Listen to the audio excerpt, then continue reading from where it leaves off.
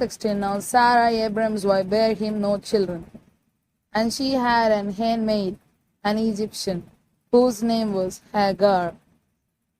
And Sarai said unto Abram, Behold now, the Lord hath restrained me from bearing. I pray thee, go in unto my maid. It may be that I may obtain children by her. And Abram hearkened to the voice of Sarai.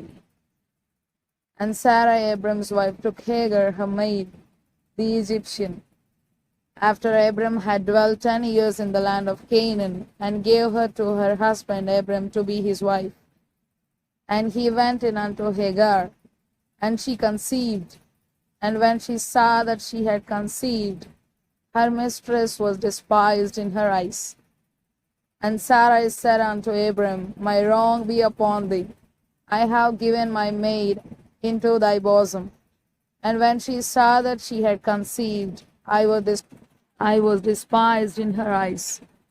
The Lord judge between me and thee. But Abram said unto Sarai, Behold, thy maid is in thy hand. Do to her as it pleaseth thee. And when Sarai dealt hardly with her, she fled from her face. And the angel of the Lord found her by a fountain of water in the wilderness, by the fountain in the way to Shur. And he said, Hagar, Sarai's maid, whence camest thou? And whither wilt thou go?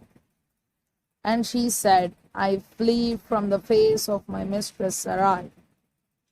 And the angel of the Lord said unto her, Return to thy mistress, and submit thyself under her hands.